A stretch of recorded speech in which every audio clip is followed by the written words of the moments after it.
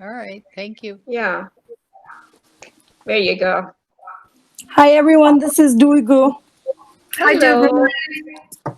Thanks for joining us. Sure thing. I'm glad I could make it. Awesome.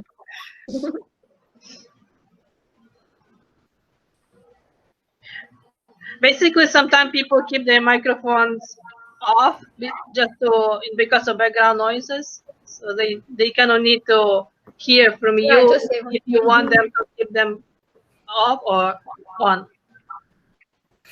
Rasha, do you know if Joy is joining us? I'm not sure. She said that this week she had a lot of family meetings and commitments. So I'm not sure. Got you. So maybe I can introduce you and then you tell me whenever you're ready and then we can start from there. Okay, I'm ready. You can start when you want. Excellent. Your camera is off. I know I'm having problems with my camera. Hopefully, guys, you can hear my voice clear. Hi, Isabel. Excellent. Thank you so much for joining us. Today we're gonna continue our UN Women Chat, and we're really excited. Today we're gonna be moving forward with exploring the role of the 19th Amendment, and our moderator is gonna be Rasha, and she's an international gender equality consultant. Her professional goal is related to the United Nations Sustainable Development Goal number 5, which is improving gender equality, and is linked to fighting the main barriers that obstruct the empowerment of women and girls. So we're really pleased. And then Racha, you can take from here. We have 10 people, but I know that some people will be joining us. So if you guys can maybe mute your microphone so we avoid the background noise. And then later when we have our session for Q&A, you can actually unmute yourself. Thank you so much for joining us. Thank you very much, Isabel, and thank you very much for having me today and everyone who joined us. So as Isabel said, today we're going to explore the road of the 19th Amendment, and we're going to speak in an interactive discussion, as we did in our last event, about how this amendment is affecting us as women today, and it did in the past too. So I'm going to be asking some questions to all of you, and I would like to all of you share your thoughts and opinions and reflections. And as a start, I would like to start with the fact that 100 years ago, women stood in the streets with signs and they marched to demand their rights, to have a voice. And today, 100 years later, people are still marching in the streets and to demand their human rights and different rights related to women's rights to have their voices heard. We are still today fighting for women's rights, our lives, our voices, our rights to vote in different areas, and our representation. So I would like to know, all of you, how do you see women's rights 100 years from now, considering all the changes that happened since the adoption of the 19th Amendment?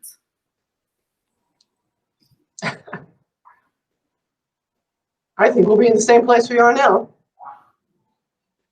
You hope what? I said we will be in the same place we are now. Oh, that's what you think? Yes. Sorry, Marsha. No, yes, I would like to hear your opinion. We haven't moved very far. The first 100 years, okay, we've been given the right to vote, but no other rights. So why would that change? That's just my thought. I won't be here in 100 years, so you know, my great grandchildren maybe. No, it's interesting. Well, if I just may say, I think it's going to be actually I'm a little bit more optimistic. I think the new generations, they for sure, they will come with, different solutions. There are going to be different, generations, different people, and I know, women struggle, I'm sure they will, it's not easy. It's a manpower is not easy to give up, but I think it's sort of the family, when, if the parents, especially, men, dads, brothers, uncles, they, start from the family, the mentality. When the mentality change, probably, we're going to see differences. It's not only the women. Women can come and fight, but they need men, support. So I think this conversation needs to go inside the homes, and like teachers, and small communities start. I think first from the small communities, especially from the families. So the mentality needs to be changed in order for women to really, get what they want. So it's not just the women.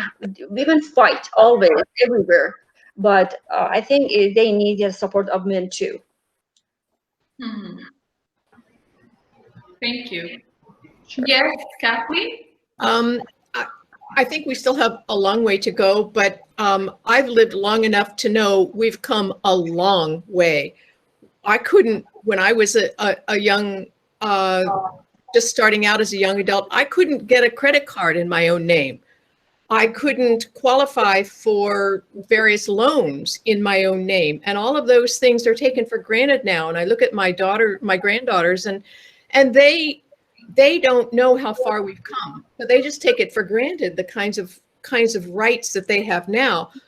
Granted, there are still a lot of inequalities, but I think we tend to get too discouraged when we see about how far we still have to go, and we forget about how far we have come. And it helps to remember that, but also to remind the younger generations that don't take this for granted, because it was a very long fight. And I don't know if you all have seen the movie, the documentary that PBS did called The Vote, which is a fabulous two-part story about the movement to get the right to vote. And we need to be reminded of what all of that required, and not to give up, but also be grateful for how far we have come. Mhm. Yeah. Okay, thank you. You're right. Anyone else would like to share? Yes, Suzanne? Well, I think we have to elect more women to Congress, and particularly in the Senate, because we're beginning to get, what is it, a fourth of the members of Congress are women now, but we need to bring that up to 50-50, and we need to work on the Senate. Mhm. I don't think laws will change until there are more women members of Congress. And I'm also concerned about inequality of income, that women are paid less than men. Okay, thank you. Yeah, I'm sorry I joined late, but I'm becoming more and more aware of how women in the domestic service are so underpaid and undervalued. I think we really need to look at not just the pay equality, but for the work that they do. They really are not well paid, nor are they necessarily honored in the way they should be. Okay, thank you very much, Joy. Okay, thank you all of you for sharing your thoughts. They're all interesting. We're seeing different views, from gender stereotypes, overcoming them, to thinking about the past and acknowledging how far we've come. And also, Suzanne, what you said is very interesting. And now I will move forward with my next question that's related to honor the legacy and impact of the 19th Amendment ratification until today. I wanted to know for all of you what it means to be a woman and a citizen in the United States for you nowadays, in terms of exercising your political, economical, social, and civil rights.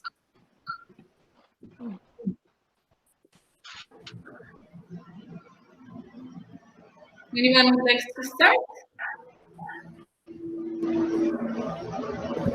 This is Isabel Tridle. Something that I want to say about it is that I'm really excited that I'm going to be able to this year vote. I was not a citizen and now I'm a citizen, and for me it's so meaningful to raise my voice and be part of, something that I really believe. So yeah, I am casting my vote and I'm doing it. So I'm really proud and I'm really excited about this year that I'm capable to participate in this big election. Thank you, Isabel. I'm very happy you will be participating and you shared these thoughts with us. Anyone else?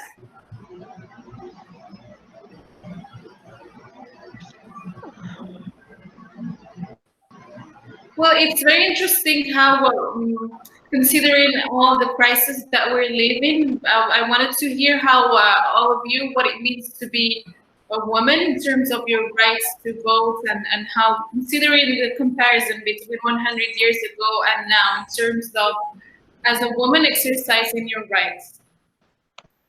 Well, of course, women have a voice now. I mean, voting means you have a voice. So you have a choice. So to participate, in a big community, as a citizen. So of course, is a wonderful, rights, of course. But in the US, I think we have more freedom coming from another country, after 40 years, I mean, I moved to the US 1989, so, but still I'm from Iran, and I hear, news from Iran. Before the revolution, of course, we had no freedom for women. Right now they can vote, they can drive, they can have education, but still there are second citizens, compared to men. And because of those religious, laws, Sharia, they have very, very difficulty to live as a woman. But living in the US, comparing, these, society, two countries, of course, there are more freedom here for women. But still, it doesn't mean that you as women have all the rights.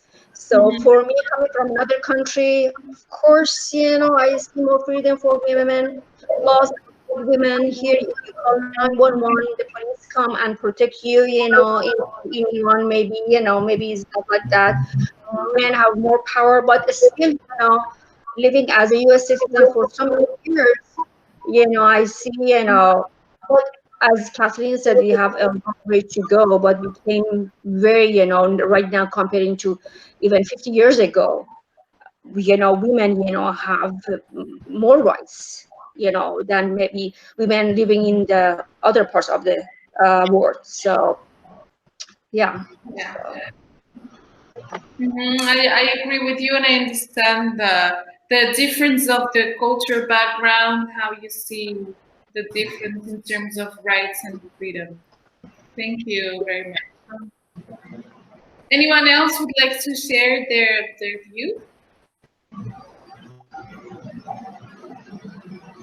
No? Okay, then I'll move forward with another question. In terms of political underrepresentation of women today, how do you think the government promotes more female leadership opportunities? And what tools would you suggest to empower the future generation to be more politically engaged? Can you say it one more time, your question? Would you repeat it? Because I don't know, I couldn't hear it very well. Would you just repeat one more time your question? Yes. The question is, what tools would you suggest for the government to promote the future generation of women to be more politically engaged and empowered? I see, okay. We're getting some feedback. I'm wondering if someone has both their phone and their computer on. Sometimes that's needed, but I'm getting some feedback. It's hard to understand. Yeah, I am too. Diana? I can mute everybody else except two people who speak. So let's That would see. be good. Uh,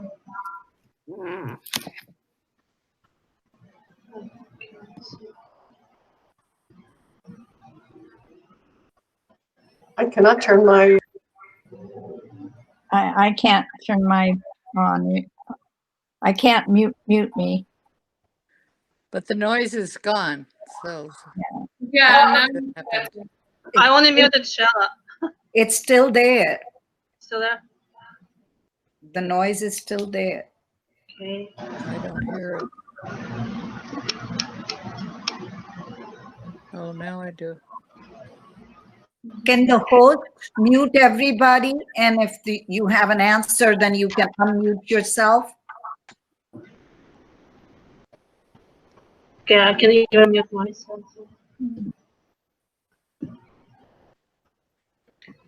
Okay, I guess now it's better. Does anyone would like to speak?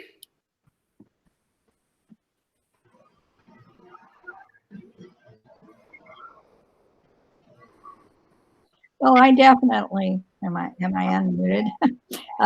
I definitely agree with Suzanne in that we really have to have more women in Congress. And the more women that we have, the more likely that there'll be good legislation to help women overall. And the other thing is women need to be educated that they have the rights. A lot of women do not even recognize the rights that they have. So for them to become active in advocacy and in things that are really, they feel passionate about. And things like our discussion today can help do that, can help bring women's awareness to what needs to be done, not only what to do, but what needs to be done. So a good example is Rima in our chapter who took on child marriage.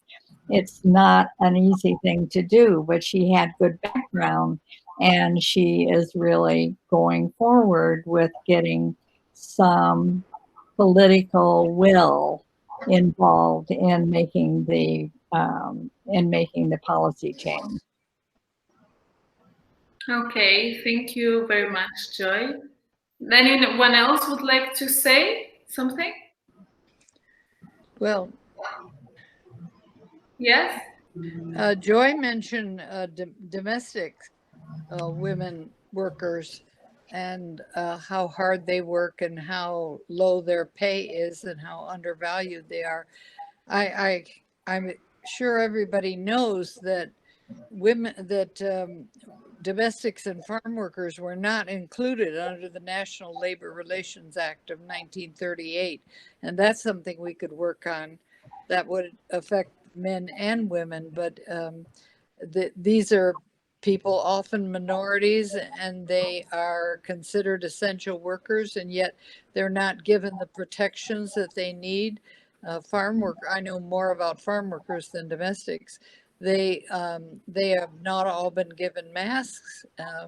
They sometimes have to work side by side. They travel to work in vans and buses, and sometimes they have to sleep in bunks in overcrowded conditions. So the virus has hit them particularly hard.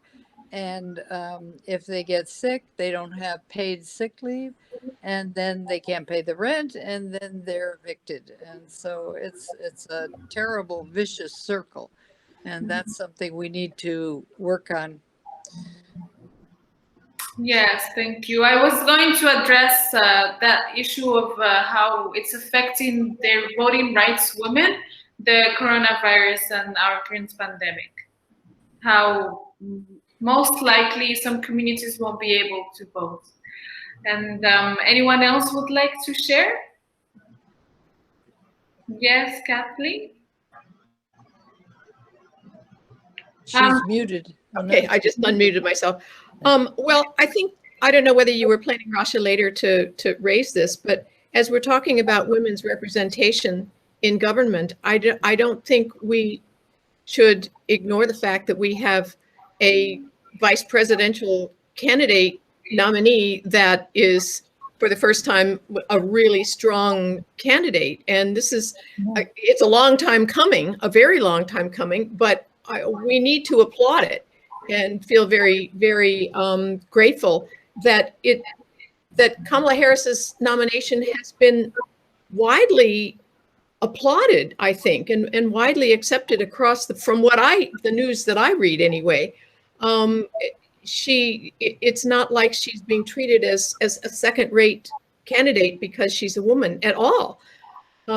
Maybe I'm being naive, but I'm really pretty impressed with the reception that she's received so far and the respect that she's been getting. Mm-hmm. Yes, I agree with you. Thank you very much. Anyone else would like to say something? No?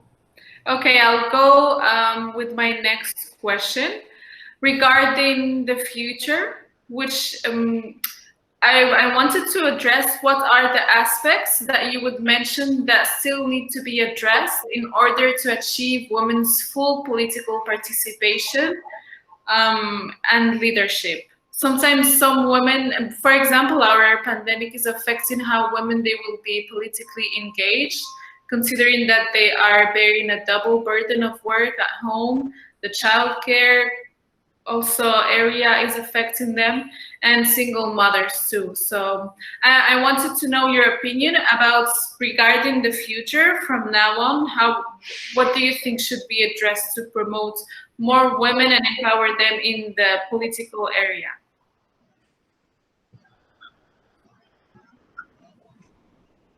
Anyone would like to say something?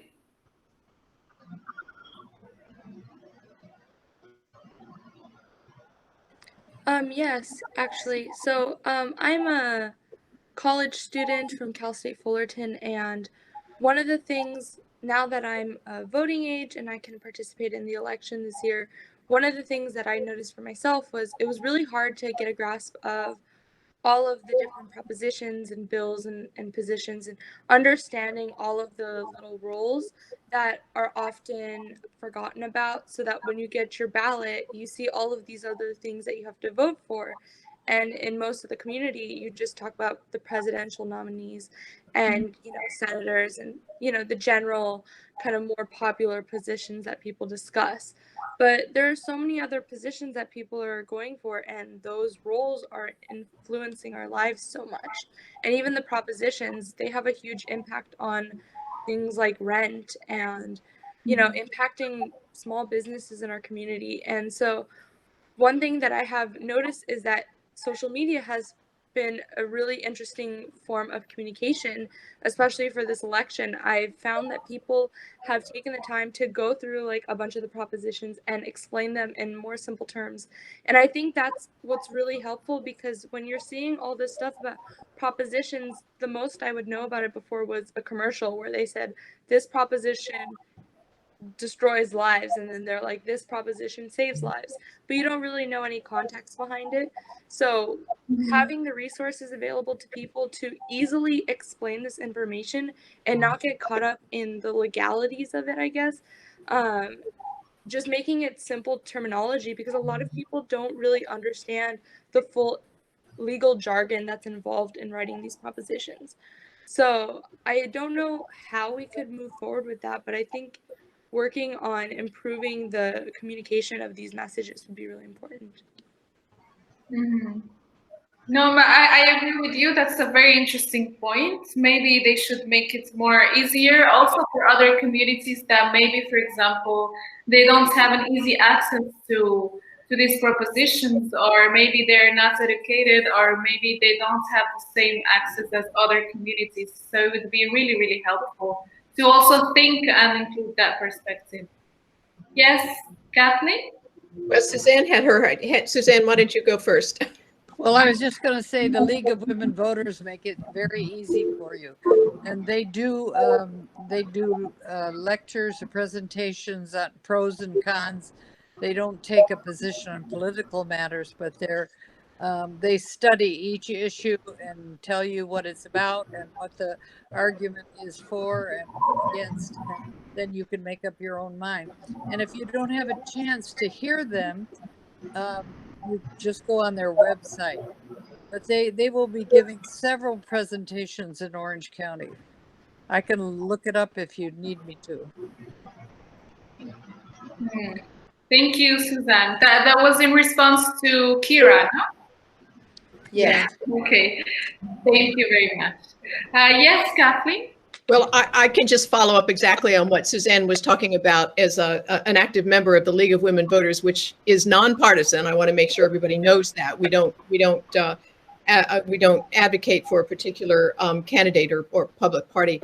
But there's a fabulous website that the League sponsors along with another organization that's nonpartisan, and it's called Voters Edge. And we need to get the word out that go on Voters Edge.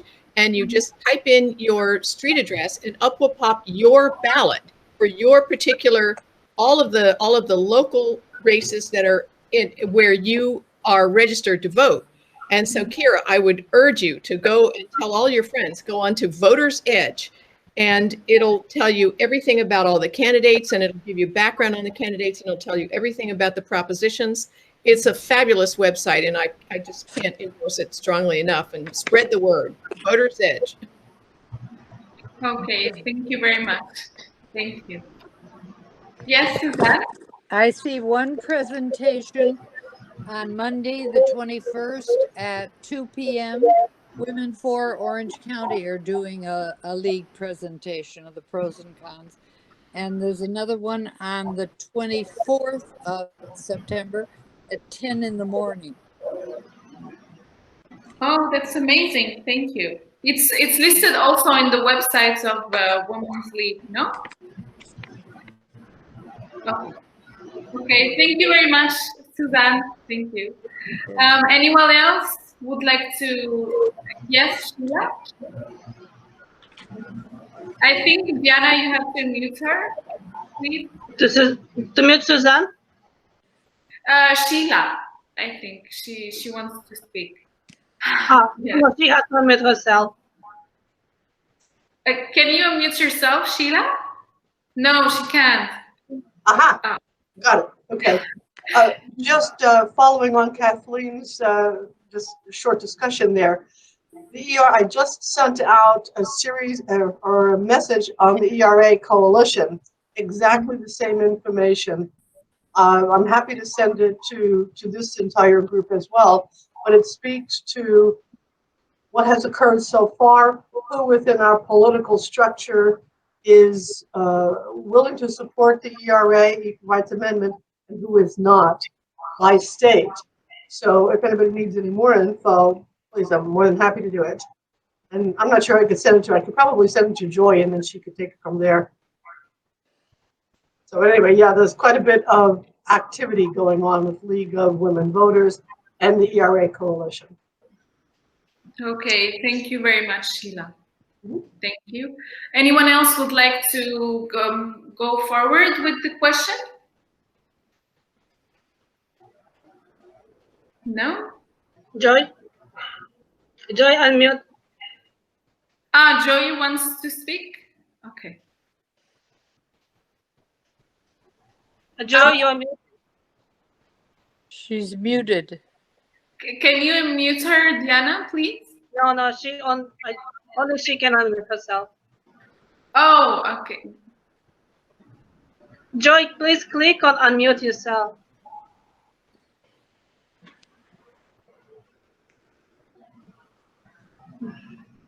We can't hear you. Mm-hmm. I guess she said no, that she's not going to say anything. Okay, well, I'll move forward with the next question, I guess. So considering our current crisis of COVID-19 pandemic for voters, for example, marginalized communities, also marginalized communities how do you think the local government should remove the existing barriers for them to enhance their political participation and access to have the same rights to vote? Because these communities, they won't have the same access as others, and they're not being affected as other communities. So would anyone else like to share their opinion? Now I'm speaking locally, considering Orange County context.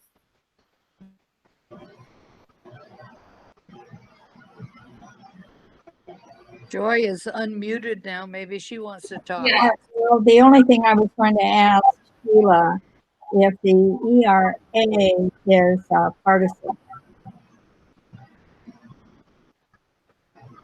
Sorry, what?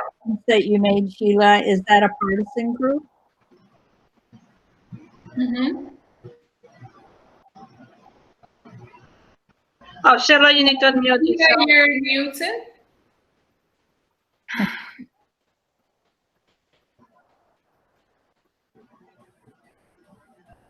Sorry, 2 minutes ago I unmuted and it took me right out of the call. So, okay, Joy, I'm sorry, I did miss some of your question there. You referenced the ERA. Yeah, yes. Is it a partisan group? A partisan group? Yeah, or do they endorse candidates?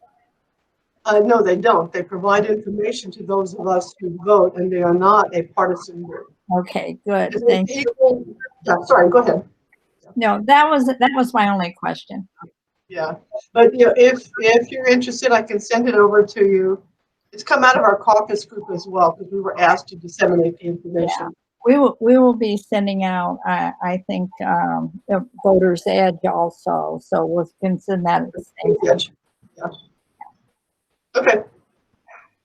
Okay, thank you.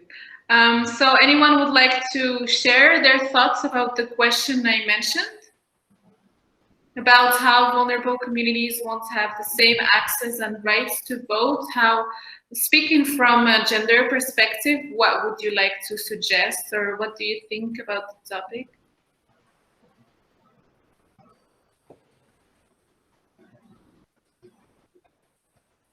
Helen? I have a question. What's the problem with this part of this group of women? Because they cannot mail their ballots. What's the problem? What's the struggle? Well, I think this crisis that we're living, it's not affecting all of us the same way. So a lot of women, they won't have the same access to votes as others.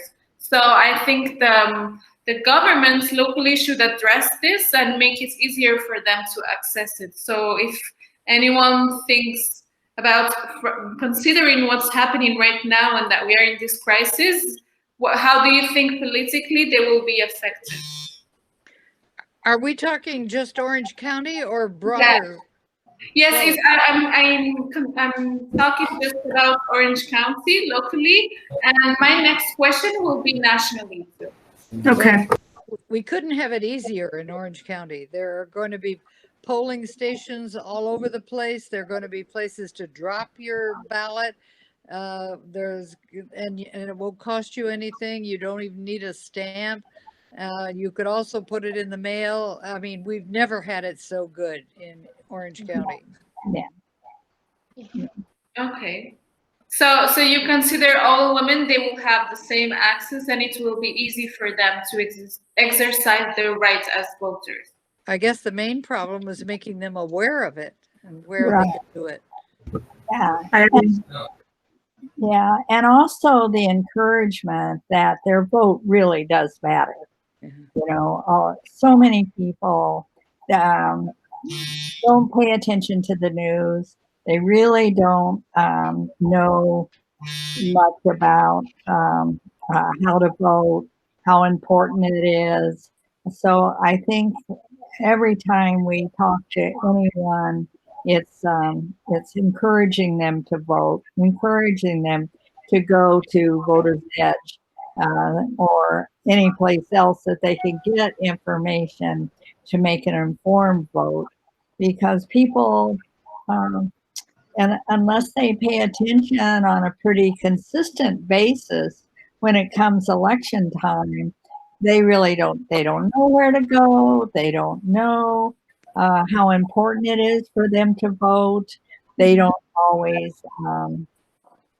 even have any idea about propositions and what they are, as well as the different candidates. And so it's important in every way we can to make people aware of how important it is to vote and that they can get information to get their questions answered before they vote. Okay, thank you very much, Joy. Anyone else would like to address this topic? I can say, you know, many, I don't want to say many, but I know, you know, some people think that, you know what, what's the use, you know, voting, you know, they don't see their voting goes anywhere. They think, you know, I mean, they feel they're powerless, you know. Is not, I mean, they don't see it that, you know, when they put the ballot and they see the result outside, they see still their economy is not good or whatever they struggle still is going on. So maybe, you know, for some people it's like that, you know, what's the use to vote? You know, still I'm a struggle every day. I have to work, deal with that and the rent and this and that, and it doesn't get better, maybe it gets worse. So it's like a disappointment, and it's like, you know, they don't want to hear it. They don't want to talk about politics. Politics belongs to politicians, people in the DC, not us, you know, people who have power, you know, or people who are Americans, you know, not minorities, or, you know, people who came to the US and became citizens. So I see this kind of perspective, you know, just, you know what, we voted before, what happened? Nothing happened. And then it's just, okay, never mind that. It's kind of disappointment, you know. Yeah. Okay, thank you. Yes? There's so many elections that were determined by one vote. There's just a slew of examples. I read it somewhere, but I can't put my finger on it right now. But it's very important. Every vote does count. Yes. Sometimes it makes a big difference. Oh, sorry. I was just going to say the 19th Amendment was ratified at the end. It was depending on a man's vote, just one vote for it to be ratified. So yes, it's influenced. You're right. So what advice? I'm curious, Helen. What would you advise those people that they think that way, that they are discouraged to feel the need to vote? Yeah, I think they need to be more educated and get more involved. Start from their own community, you know, and then they see, you know, if you vote even in, you know, not for presidential or, you know, those popular, you know, voting, but, you know, from some, I don't know, you know, from your own community, if you vote and you see, you know, this person, you know, was elected, it's been elected from maybe your own community, you know, like, for example, for Iranian community, you know, we have people in Congress, we have people as a mayor. So we see the influence of Iranians. It can be Spanish or any kind of, you know, communities. So I start from these small communities that they think, the minorities that they think have no power, or, I mean, they don't count, their vote, you know, doesn't count. Maybe start from them, these communities, that no, your vote counts too. And then you see, you know, you can send your people to the Congress or, you know, whatever. So they get the hope, you know. I don't know about the, you know, Americans as an American citizen, I can see, but, you know, people from communities, you know, that immigrants, you know, I see mostly the immigrants are, many of them they think they have no power, they have no voice, and especially they come from other countries that never voted, or, I mean, their vote doesn't count or anything like that. So they never, you know, have a, you know, faith in the government. So that's why you have to start, I think, from these communities, and then from young generation as well, that no, I mean, your vote counts. And then you can send people, and then you can see the difference. If they see the difference, if they can, vote, and somebody from their own community is elected, I mean, they get is education and just get them more involved, and yeah, I think so. So Okay, thank you very much. It's very interesting to hear your opinion. So anyone else would like to share something? I agree with Helen. And I'm probably so guilty of not getting involved locally.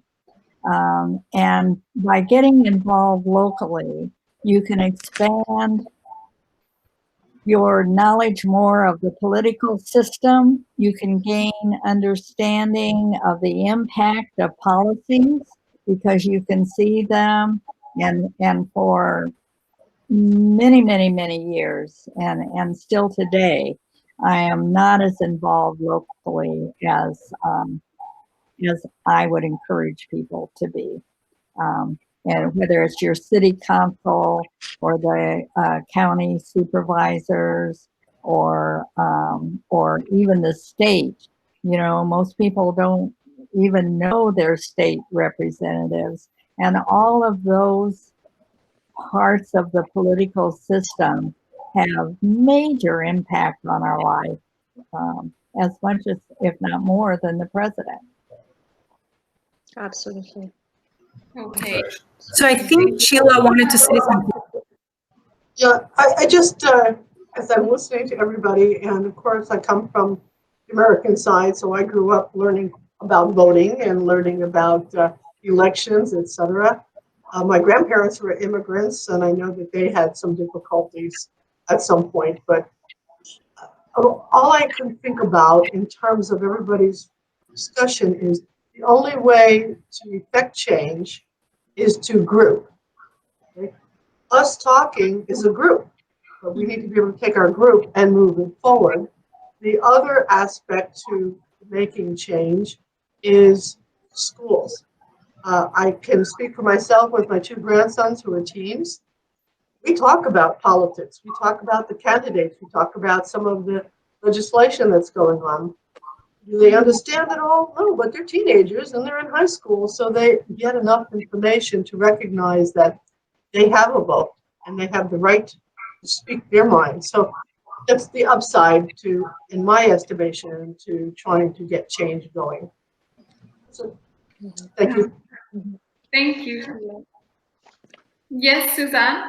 Yeah, I'd like to put a plug in for knowing what who's running for our city council and who's running for our board of supervisors. Yeah. We had supervisors that were telling people it was okay not to wear masks. People came to the board of supervisors meetings and protested wearing masks, and look where it got us.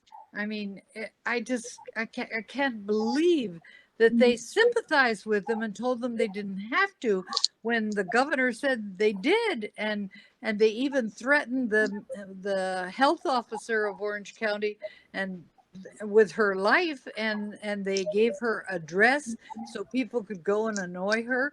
I mean, that's the reason we have to get involved. We have to elect good people to office so that they protect us and that they do the right thing when we're confronting a virus like this. And I'm sorry, a personal thing here. I've got to leave, and I have some UNA stuff that I'd like to give to somebody. I'm not getting any younger, and I don't want to leave it for my children to throw out. I just the other day found some information about the 50th anniversary of the UN in San Francisco, and people that went from our chapter and so on, and pictures. And I'd like to know who I could give it to. Is it talked to something? Susan, and she sent it to Isabel, but I didn't So, find out. so yeah, a way that we can do it is that I know that we have like a storage place that we're keeping items. So then maybe Grady and I, we can swing by and then go get those items for you. So thank you so much, Susan. That will be really meaningful for the I chapter. haven't found it all, but I found some, and I'm eager to get it to somewhere. where it's useful. Thank you Perfect. very Did much. you recall, I do you just remember love that I asked you, did you recall the year that you served as a president for the chapter? Now, I haven't found that yet, but I think it Okay. was in the late 80s or early 90s. Oh, Okay. Thank you. I'll work on it. Perfect. Perfect. Thank you. thank you, Suzanne. Enjoyed this. Take care. Bye-bye. Thank you. Right. Bye-bye. Okay, well, the last question for us to finish with this topic. My last question would be related to locally Orange County context and then nationally, linking it to the national context. Could you please mention some of the challenges and progresses that have been achieved and link it to our current crisis? How do you think this scenario will affect our new reality for women in terms of their voting rights?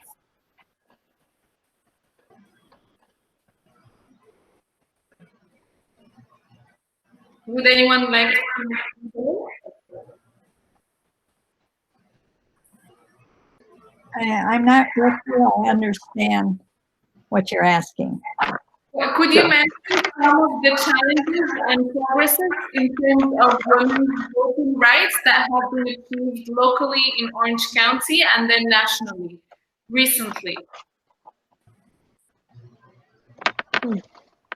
You mean it was some kind of issues related to women that, now, I mean, Well, I'm sure there has been a lot of achievements in terms of gender equality that thanks to women they are being achieved, but there's also some barriers always in terms of their rights. So I wanted to know if you could mention some of the progresses to acknowledge and celebrate the 19th Amendment to finish the event with this thought.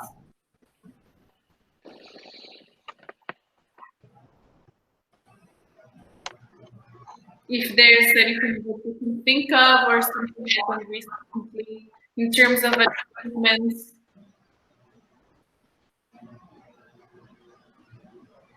Anyone would like to share something?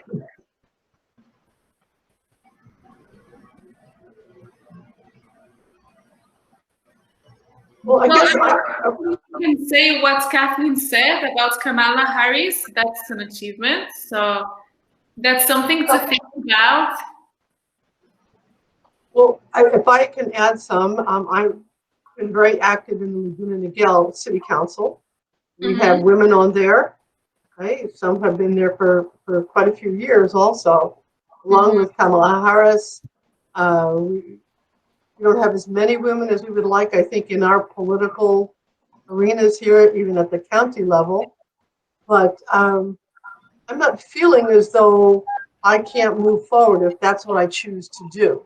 If I want to be the mayor or a county supervisor, I just have to go forward with it in order to get there. I may not get the votes, but as long as I put forward the effort, that's how I think how we make a difference. Okay, thank you very much, Sheila.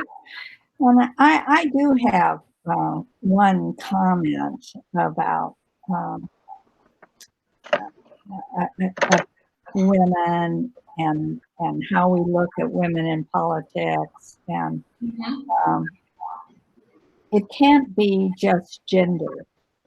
It also has to be the policies that they support, because there are women in politics who do not support policies that advance women's rights.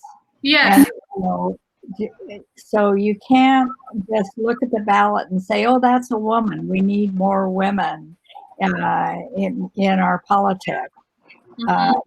You have to look and find out if that woman agrees with your view on policies, and if she in fact is supportive of human rights, and even human rights and gender equality, because there are women who are actually against gender equality.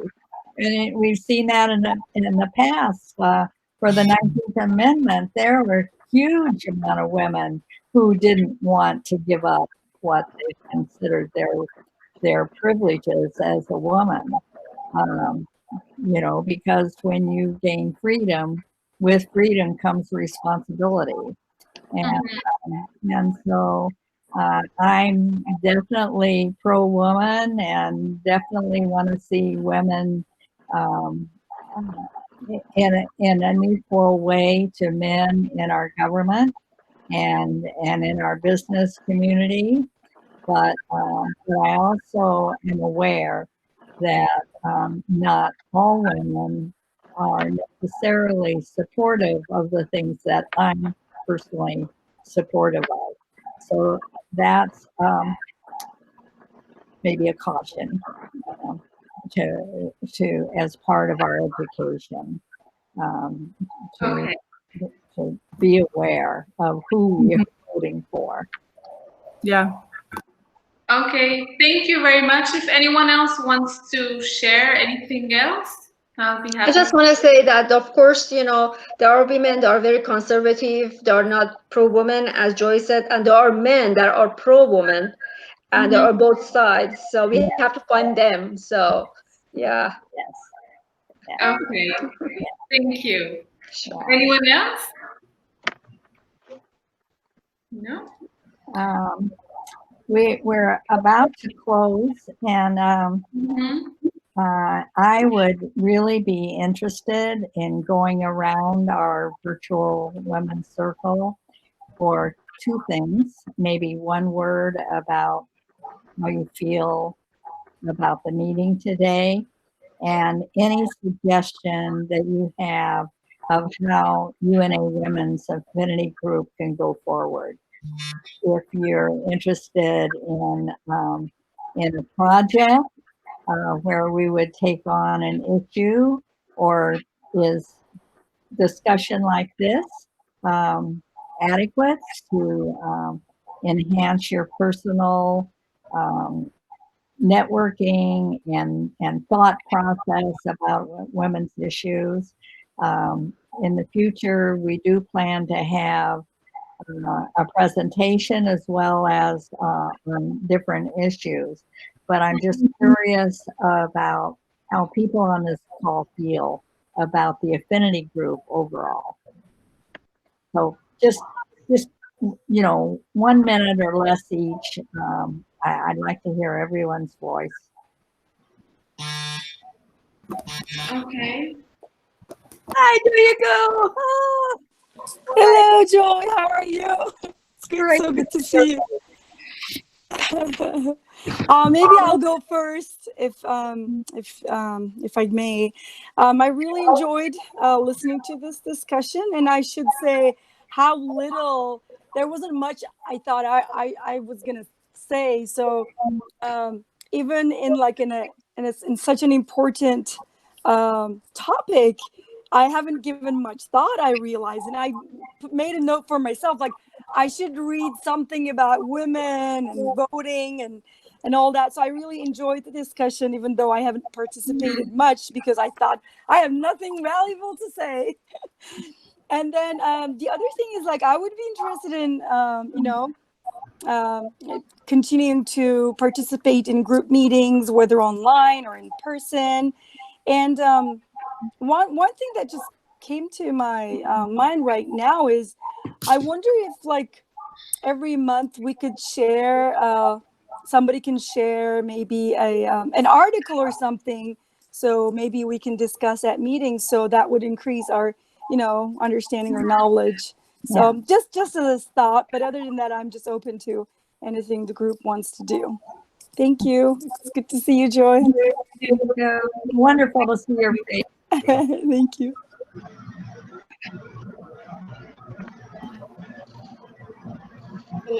Make a comment?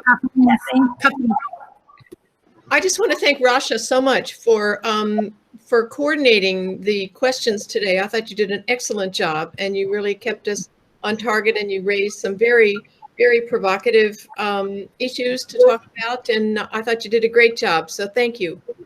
Thank you very much, Kathleen. I'm happy to hear that, and I hope everyone enjoyed the event and discussion. Did a great job, Rasha. Thank you very much. I also want to thank Russia, and also, as Kathleen said, this was very informative, and I really enjoyed, the discussion. Thank you so much for the questions, and it was wonderful. And yeah, we can find an article. Maybe we can, find something related to women's issues, and then I'm also open, to further discussion or anything, related to women. I'm open to. So yeah, but thank you. Thank you very much. Just a moment. This is Sheila. I would like to see some very specific topics and that we can address and perhaps have some impact on as a group. A bit like what I was talking about earlier. As a group, we can make movement. Individually, we cannot. Just that's it. Let's pick a topic. Okay. Okay, send out a survey, or everybody send me a suggestion. If everybody would send me a suggestion of a topic that they'd like to address, and that could include articles, books that could be presented, and we can find perhaps a speaker, someone who is involved in that particular subject, and find a way to make an impact with them. Good idea. So this is Isabel Tridal. Second that comment about bringing experts. I like the idea of involving more entities and organizations. Something, for example, that we're doing now that I love seeing Kathleen here involved with us. So we have like more representation of Council of Organizations and some internal institutions that are doing a great job. And then we can find common ground, amplifying our voices. So I think that will be a great idea. I would like to see that more. Yes, thank you, Isabel. That's what I exactly suggested to Joy last time when we spoke.